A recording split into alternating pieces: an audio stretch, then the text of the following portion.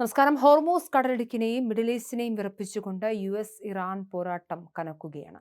American സൈനികരുടെ മരണത്തിന് പകരം വീട്ടാൻ ഇറാന് മേൽ അമേരിക്കൻ പ്രസിഡന്റ് ഡൊണാൾഡ് ട്രംപ് പ്രഖ്യാപിച്ച കടുത്ത ശിക്ഷാ നടപടികളുടെ ഭാഗമായി തുടർച്ചയായ 10ാം രാത്രിയിലും US സൈന്യം ശക്തമായ വ്യോമാക്രമണം നടത്തി. ഹോർമൂസ് കടലിടുക്കിലൂടെ പോകുന്ന കപ്പലുകളെ ആക്രമിക്കാനുള്ള ഇറാന്റെ ശേഷി പൂർണ്ണമായും തകർക്കുക എന്ന ലക്ഷ്യത്തോടെയാണ് ആക്രമണം എന്ന് US മിലിറ്ററി അറിയിച്ചു. കഴിഞ്ഞ ദിവസങ്ങളിൽ 2 US സൈനികർ ജോർദാനിലും ഒരാൾ ഇറാഖിലും കൊല്ലപ്പെട്ടിരുന്നു.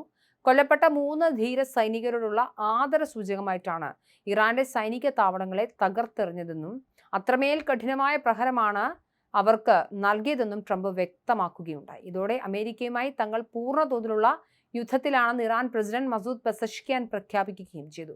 ഇറാന്റെ കമാൻഡ് സെന്ററുകൾ, നാവികശേഷികൾ, മിസൈൽ ഡ്രോൺ വിക്ഷേപണ കേന്ദ്രങ്ങൾ, വ്യോമ പ്രതിരോധ സംവിധാനങ്ങൾ എന്നിവ കേന്ദ്രീകരിച്ചായിരുന്നു US സെൻട്രൽ കമാൻഡിന്റെ കടുപ്പമേറിയ ആക്രമണം.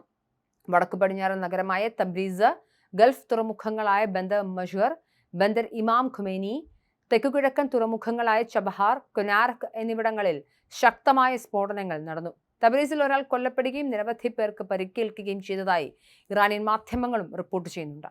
ആക്രമണങ്ങൾ കടുക്കുമ്പോഴും ഹോർമൂസ് കടലിടുക്കിലൂടെയുള്ള വാണിജ്യ കപ്പലുകളുടെ സഞ്ചാരം തടസ്സപ്പെട്ടിട്ടില്ല എന്നാണ് US സൈന്യം അവകാശപ്പെടുന്നത്. എന്നാൽ US ആക്രമണത്തിന് പിന്നാലെ കടുത്ത തിരിച്ചടിയുമായി ഇറാനും രംഗത്തെത്തി.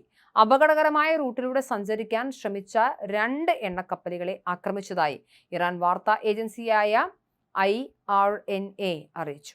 ഇതിലൊരു കപ്പലിന് നേരെ ആക്രമണം ഉണ്ടായെന്നും ജീവനക്കാർ ജീവൻ രക്ഷിക്കാനായി ലൈഫ് ബോട്ടുകളിലേക്ക് മാറിയെന്നും UK MTOയും സ്ഥിരീകരിച്ചിട്ടുണ്ട്. ഇതിനു പുറമെ ബഹ്റൈൻ, കുവൈറ്റ്, ജോർദാൻ എന്നിവിടങ്ങളിലെ US സൈനിക കേന്ദ്രങ്ങൾക്ക് നേരെയും ഇറാൻ ആക്രമണം നടത്തി. ബഹ്റൈനിലുള്ള പ്രമുഖ അമേരിക്കൻ കമ്പനിയായ ആമസോണിന്റെ ഡാറ്റാ സെന്ററിന് നേരെ Islamic revolutionary guard corps cruise മിസൈലുകൾ ഉപയോഗിച്ച് ഭീകരാക്രമണം നടത്തിയതായും അവകാശപ്പെട്ടു. എന്തായാലും ഇത് തകർന്നതായും അവകാശപ്പെടുന്നുണ്ട്. ബഹ്റൈൻ്റെ എയർ നാവിഗേഷൻ സംവിധാനങ്ങൾക്ക് നേരെ ഇറാനിയൻ ഡ്രോൺ ആക്രമണങ്ങൾ ഉണ്ടായെങ്കിലും വിമാന സർവീസുകളെ ബാധിച്ചിട്ടില്ല. ജോർദാനും കുവൈറ്റും ഇറാന്റെ നിരവധി ഡ്രോണുകളും മിസൈലുകളും വ്യോമപാതയിൽ വെച്ച് തന്നെ വെടിവെച്ചിട്ടു. സംഘർഷം അതിരൂക്ഷമായി തുടരുമ്പോഴും മധ്യസ്ഥർ മുഖേന ഇരു രാജ്യങ്ങളും തമ്മിൽ നയതന്ത്ര സന്ദേശങ്ങൾ കൈമാറുന്നുണ്ടെന്നതും ശ്രദ്ധേയമാണ്. എന്നാൽ US സൈനികരുടെ ജീവൻ നഷ്ടപ്പെട്ടത് അമേരിക്കയെ ചൊടിപ്പിച്ചിരിക്കുകയാണ്.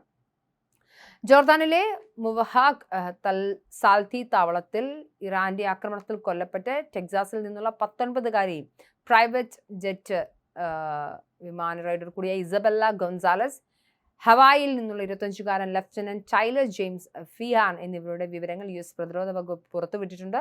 ഇതേ ആക്രമണത്തിൽ കാണാതായ 3ാമത്തെ സൈനികന്റെ മൃതദേഹ അവശിഷ്ടങ്ങളും പ്രദേശത്തു നിന്നും കണ്ടെടുത്തിട്ടുണ്ട്. തങ്ങളുടെ സൈനികരുടെ ചോരയ്ക്ക് പകരം ചോദിക്കാതെ പിന്മാറില്ലെന്ന അമേരിക്കയുടെ കർശന നിലപാടും തിരിച്ചടി തുടരുമെന്ന ഇറാന്റെ പ്രഖ്യാപനവും പശ്ചിമേഷ്യയെ വൻ യുദ്ധ ഭീതിയിലേക്കാണ് തള്ളിവിട്ടിരിക്കുന്നത്. ആകത്തുകയിലെ ഒരു ആശ്വാസം മധ്യസ്ഥർ വഴി യുദ്ധം അവസാനിപ്പിക്കാനുള്ള ചർച്ചകൾ തുടരുന്നുണ്ട് എന്നത് മാത്രമാണ്. പക്ഷെ അതൊക്കെ പ്രതീക്ഷകളായി തന്നെ നിൽക്കുകയാണ്.